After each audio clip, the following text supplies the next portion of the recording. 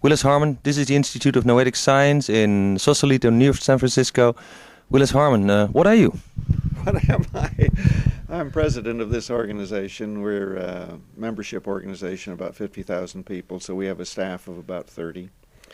And But what does this organization do? Noetic Science. What is Noetic Science? the word noetic has to do, roughly speaking, with the deep intuition, with intuitive knowing. When you know something noetically, you know it's true, but you don't know how you know it. And essentially, we're involved with research and education relating to the human mind and getting the topic of consciousness with all of its various ramifications included within Western science, which it has not been. And with Western science, you mean things like computers and technology? Well, all of modern science. We do not have a good way of handling subjective experience, and as a matter of fact, modern science does not take into account consciousness as a causal factor. That is, you decide to do something and some action follows. Yeah.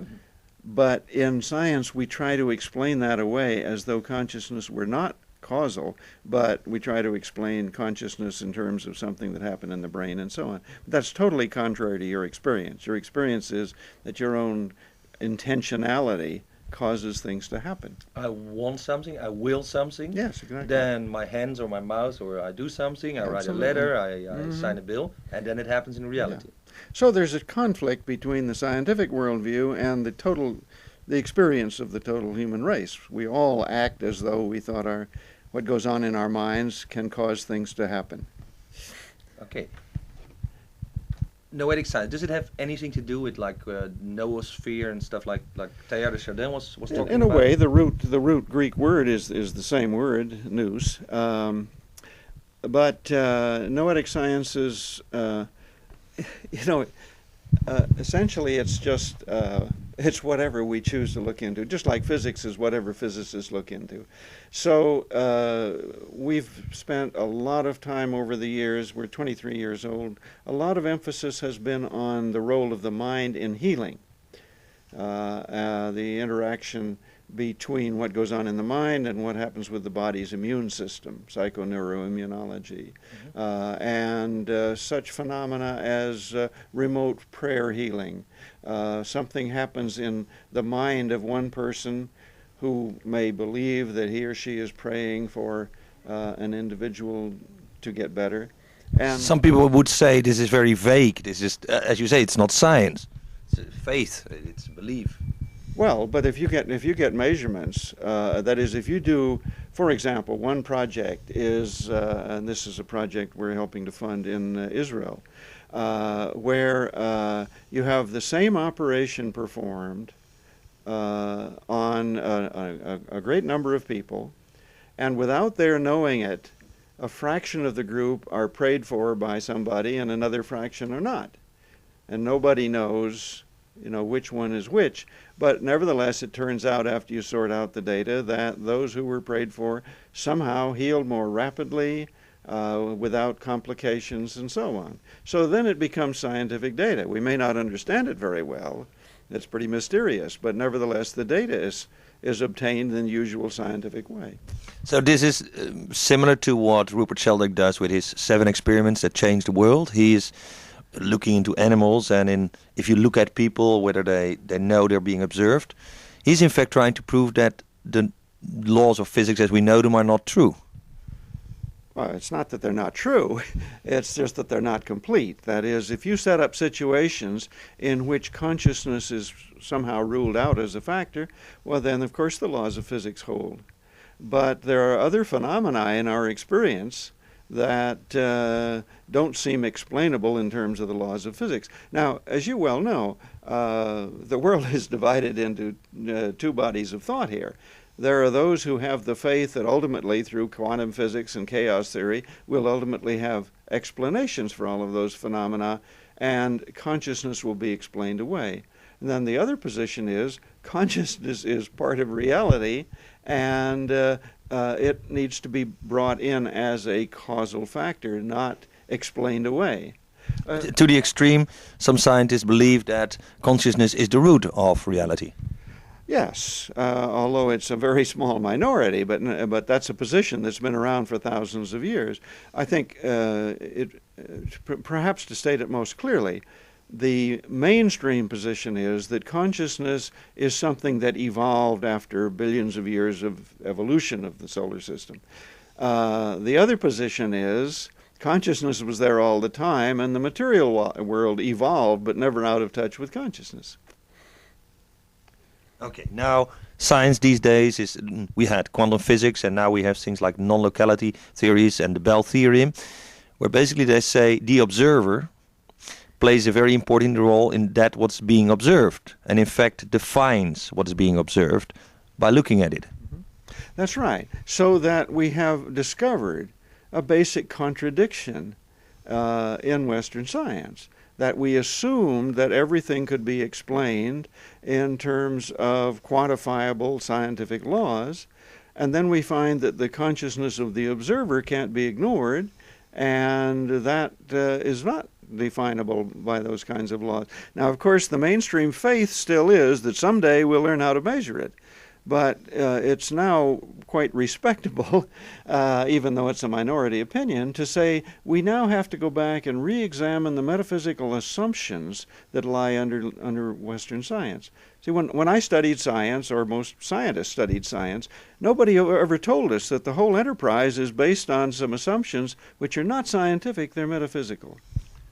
And one of them is that there's a causal thing between things that happen. Causality is the basis of Western science, which means that the one leads to another. Exactly. That if I do something, it leads to another thing and another thing. And what you're saying is that that those assumptions might not be true.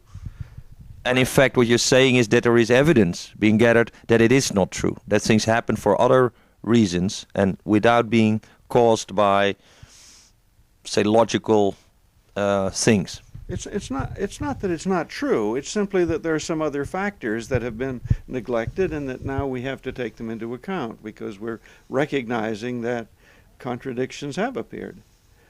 Now, take a practical thing. What I always wondered is like football games between nations. Yes? Does that have any relevance in this? Yeah. Yes, of course it does. Football teams, at least in this country, in the United States, football teams are trained, for example, to use the power of affirmation, the power of positive thinking, as it's sometimes called. They are taught that psychological factors have a profound effect on the game. And the more you look into this sort of thing, the more clear it is that those effects cannot really be explained away neatly by known scientific laws. There's something mysterious that's left out. And there are just many, many examples of this. And until fairly recently, the persuasive power of science was so great because of its accomplishments that we assumed that everything that was left out that seemed mysterious would in principle ultimately be explainable by the kinds of scientific laws that we have. Now we're finding that that just doesn't seem to be true. We just have to be a little more humble about our science, that's all. Just what I would like you to do is sometimes look at that camera. Oh. That's one of the things that Jij moet niet zo op de tafel daar. And in don't fact, touch the table. we should maybe, okay, I should not bump the table all the time, because it makes it more vivid. Yes, You understand? yeah. It's like you talking to me. Can you make a little, okay, coming back. This institute is concerned not only with science and proving that there is more than science, but it actually organizes things in the world. You mean things like conferences, events? Yes, by all means. For example, we had a recent conference in Cambridge, England, where we gathered together scientists from different countries and philosophers to deal with the question, do we really need a new epistemology in science? Epistemology is how you answer the question, how do you know? And the typical scientist's position would be, well, we already settled that question. We know what scientific method is. Now it's becoming a live question again. For example, in April of 1996, there's a major conference in Tucson, Arizona, it's entitled Toward a Science of Consciousness. And most of it will be papers where scientists are trying to explain how if you look deeply into the cell or deeply into the brain or deeply somewhere, and you use things like chaos theory and quantum physics, somehow, somewhere in there, we'll find the origin of consciousness. We'll find the physiological explanation. A little bit of the conference will be on the question, are we ever really going to get there that way, or do we really need a new approach, a new epistemology, a new paradigm, if you would? Okay. Now, people are talking about the religion, the faith, the spirituality, even the science of the next century. How is this going to influence thinking in the next century? Well, I think if you observe what's happening in the culture, people are turning more and more. People are recognizing we have neglected a spiritual dimension in our lives, and that we've been encouraged to do that by a materialistic culture. And so there's quite a significant movement in both Northern Europe and the United States and elsewhere in the world to do something about that. And partly that puts a pressure on science to, especially among younger scientists, to ask this question about consciousness, which ultimately becomes a question about spirit. But also, there's a certain tendency within just ordinary people to say, well, if we can't learn about that through science, maybe science doesn't tell us all we need to know about the nature of reality. So there's a certain disenchantment with the completeness of science now, I think. It's not anti-scientific, at least we don't. Does this mean a return of religion, or a return of faith? There's enough. Those are different questions. I don't have any idea whether it means a return of religion in terms of religious institutions. I think definitely it means a return, at least all the indications are, a strong, an accelerating return to the question of spirit and to the power of what you might call faith or affirmation or. Now, in the States, over the past 10 years, we've seen movements like Course in Miracles. We have the what's this book called? Well, there's the Seth materials. There are many of them. Celestian prophecies. Celestine prophecy, exactly. Yeah, and those have found quite a response. The Celestine prophecy, particularly, is just an amazing response, and mainly what that says is that there's a hunger that if it may not even be completely satisfied by that particular book, but there's a hunger there that reflects itself in those book sales, and it also reflects itself in some very recent survey data. But it's and we're talking now about tens of millions of people in this country and tens of millions of people in Northern Europe. It's a minority, but it's not a negligible minority. I have a feeling that some of these movements really turn this non-quantifiable, non-causal thing into an extension of the ego again. Like, let me give an example. People use visualization, imagination, things that we used to call prayer or whatever, to become rich or, I don't know, do all kinds of material things. I think that's quite right. I think I've watched this in many, many people. It seems to be a kind of two-stage process. First, you learn about the power of affirmation, and you say, look, I can have all kinds of things in my life just by affirming that they're already there, and the process seems to work. Yes, sir, short. What affirmation means? You repeat, or you create images? It's like self-hypnosis in a way. You may do it with images, or you may do it with verbal statements, but essentially you're hypnotizing yourself, or you're changing the contents of the unconscious beliefs. And even though your logic would say this can't possibly have any effect in the world out there, nevertheless, experience seems to indicate that maybe it does. So there's two stages sometimes people go to. So that first stage, it's very tempting. But there comes a point where you say, look, who is it that's doing the choosing about what's good for me? It's the ego mind. And so if this power really works, and if the universe is really not, if reality is really not the way they taught me in school, but something quite different, then who am I to be making these choices? What I should do then in that case is turn my life over to this higher part of the mind that seems to know not only to get how to get what I want, but knows what I want. So this is the jump from the magic to the mystical. All right, that's a concise way to put it, yes. I think that's a good one. Now, things like the internet, there's a global mind forming, some people call it. What will this mean for the next century in relation to this trend to go towards the spiritual, or at least the mind matter thing? Well, let's be realistic about this. This complex society dominated by a global economy is not going to go smoothly into some new kind of spiritual belief system with everything else remaining in place. Absolutely everything's in flux because the picture of the basic nature of reality is shifting from one thing to another, just as it shifted at the end of the Middle Ages, and we went from one kind of society to another one that's totally different. And we're in the process of doing that again, except about 10 times as fast. So that it's very disconcerting to people because you see, and we will see increasingly, institutional breakdowns that are mysterious. They're not easily explainable. The whole system's in the process of breaking down, but at the same time reconstructing itself. That is, if you look with other eyes in slightly different directions, you can see all sorts of examples of people getting together in new kinds of communities, new kinds of organizations, creating new pieces of a new society with very different value emphasis. Do you think the net, like the internet, plays a role in that at the moment? Oh, of course, worldwide communication plays an extremely important role because it means that everything speeds up. If something is happening in one part of the world, it's instantly known everywhere. And so that's part of the acceleration is due to the communication. Mm-hmm.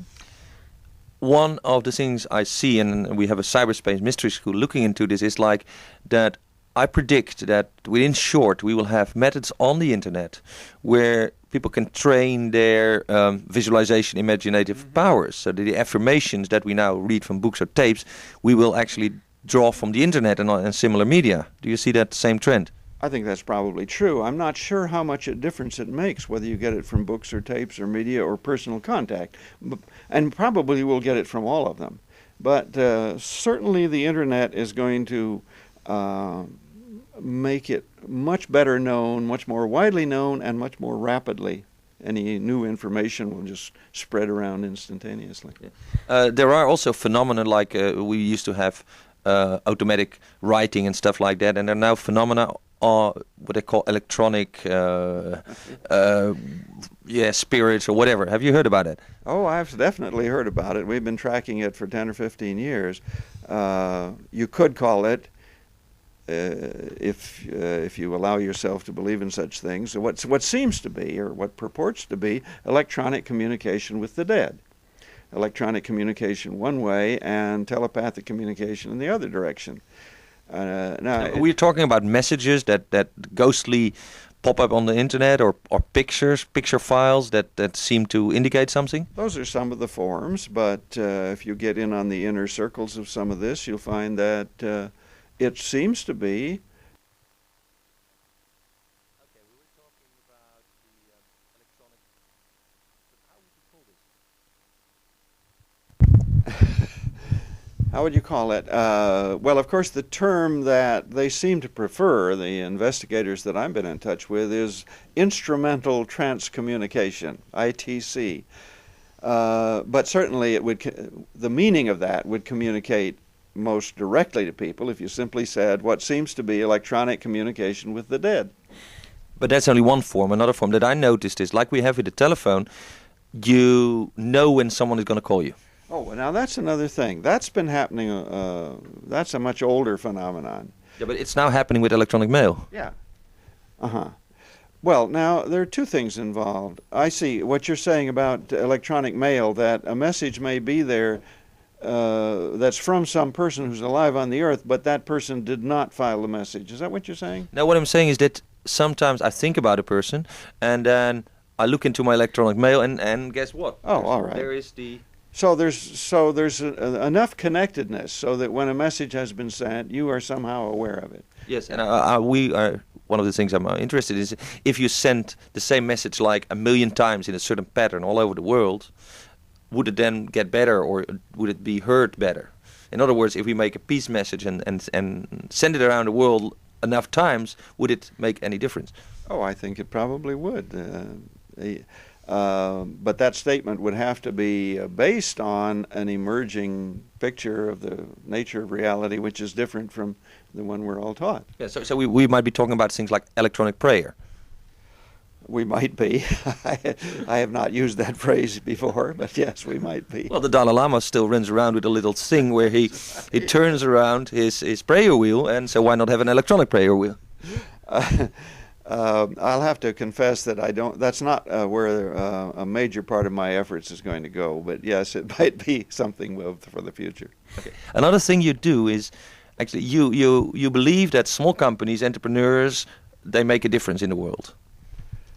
Well, it seems to me, and it seems to a lot of the people that I work with in the business world, that business is now the dominant institution on the planet, and if this change is in fact taking place, if we're already in this fundamental transition, the central institution in there is going to be business, for better or worse, just because of its central position. And so a number of such people created an organization called the World Business Academy, which is a network of people who are concerned with the future role of business on the planet. And there are other such groupings in Europe and elsewhere. What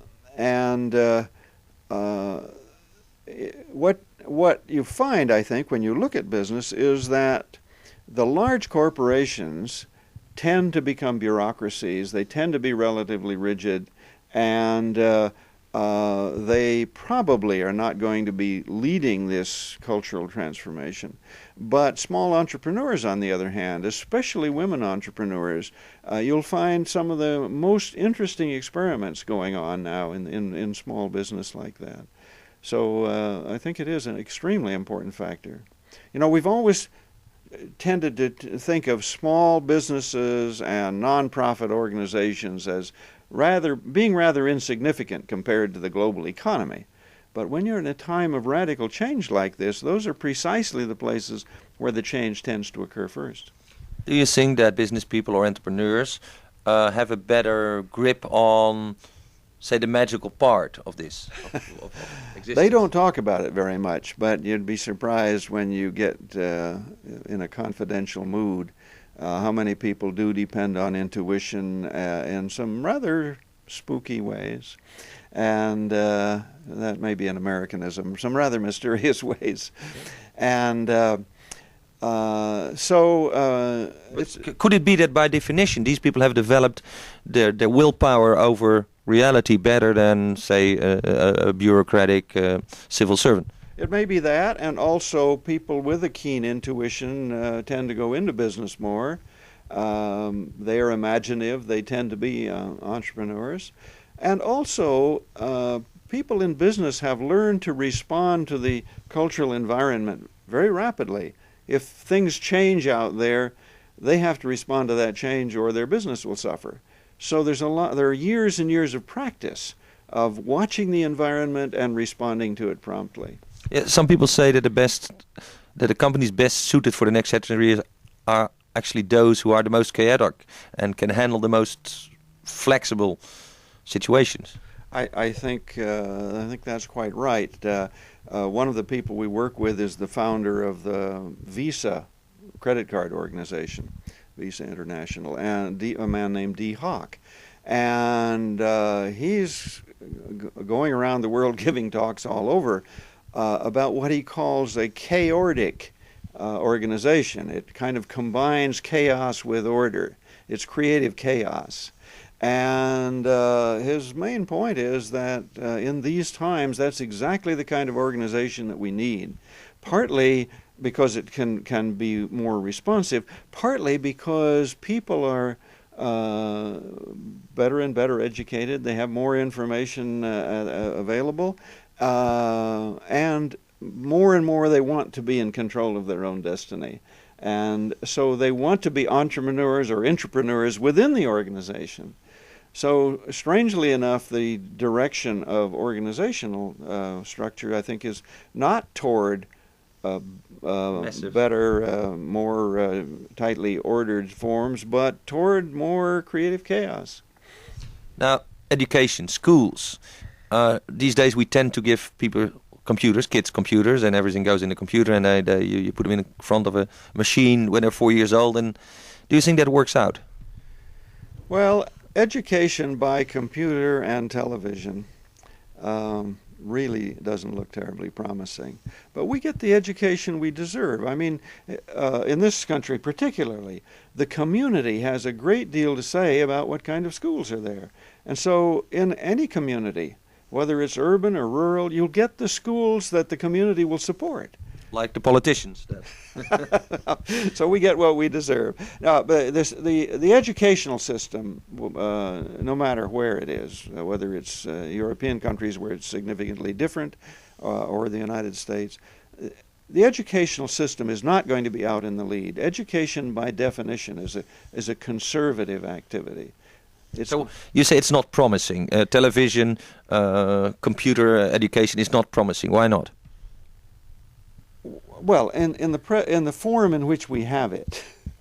Now, that doesn't mean that the tools don't have that potentiality.